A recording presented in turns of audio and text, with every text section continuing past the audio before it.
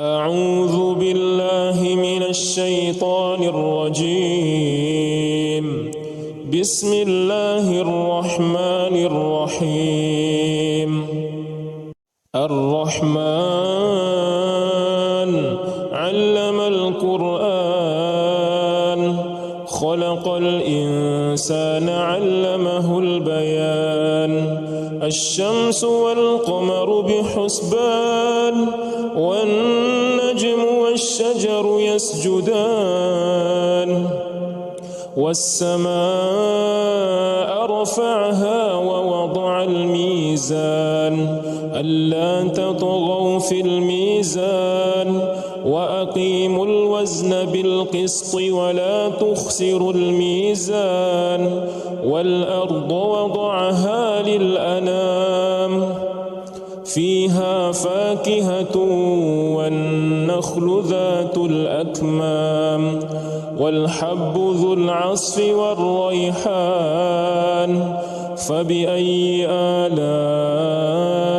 ربكما تكذبان خلق الإنسان من صلصال كالفخار وخلق الجان من مارج من نار فبأي آلاء ربكما تكذبان رب المشرقين ورب المغربين فبأي آلاء ربكما تكذبان مرج البحرين يلتقيان بينهما برزخ لا يبغيان فبأي آلاء ربكما تكذبان يخرج منهما اللؤلؤ والمرجان فبأي آلاء ربكما تكذبان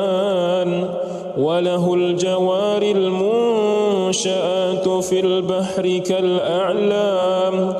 فبأي آلاء ربكما تكذبان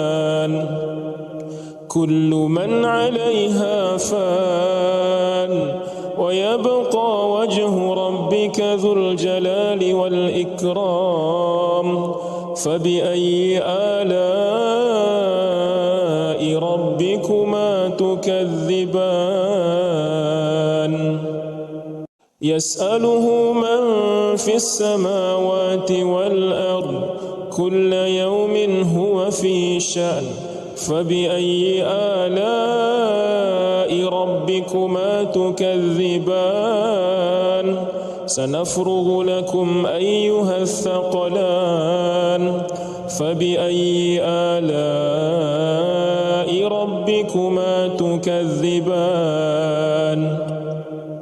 يا معشر الجن والإنس إن استطعتم أن تنفذوا من أقطار السماوات والأرض فانفذوا لا تنفذون إلا بسلطان فبأي آلاء ربكما تكذبان يرسل عليكما شواظ من نار ونحاس فلا تنتصران فبأي آلاء ربكما تكذبان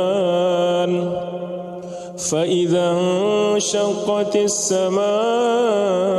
فكانت وردة كالدهان فبأي آلاء ربكما تكذبان فيومئذ لا يسأل عن ذنبه إنس ولا جان فبأي آلاء ربكما تكذبان يعرف المجرمون بسيماهم فيؤخذ بالنواصي والأقدام فبأي آلاء ربكما ربكما تكذبان هذه جهنم التي يكذب بها المجرمون يطوفون بينها وبين حميم آن فبأي آلاء ربكما تكذبان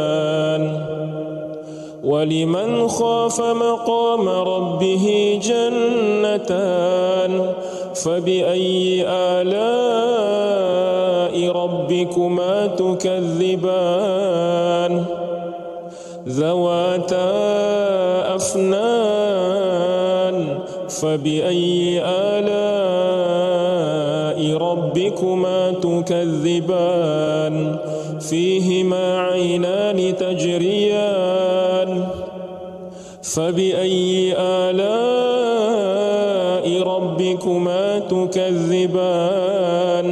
فيهما من كل فاكهة زوجان فبأي آلاء ربكما تكذبان متكئين على فرش بطائنها من استبرق وجنى الجنتين دان فبأي آلاء ربكما تكذبان فيهن قاصرات الطرف لم يطمثهن إنس قبلهم ولا جان فبأي آلاء ربكما تكذبان كأنهن الياقوت والمرجان فبأي آلاء ربكما تكذبان هل جزاء الإحسان إلا الإحسان فبأي آلاء ربكما تكذبان ومن دونهما جنتان فبأي آلاء ربكما تكذبان مدهامتان فبأي آلاء ربكما تكذبان فيهما عينان نضاختان فبأي آلاء ربكما تكذبان فيهما فاكهة ونخل ورمان فبأي آلاء ربكما تكذبان فيهن خيرات حسان فبأي آلاء ربكما تكذبان حور مقصورات في الخيام فبأي آلاء ربكما تكذبان لم يطمثهن إنس قبلهم ولا جان فبأي آلاء ربكما تكذبان متكئين على رفرف خضر وعبقري حسان فبأي آلاء ربكما تكذبان تبارك اسم ربك ذي الجلال والإكرام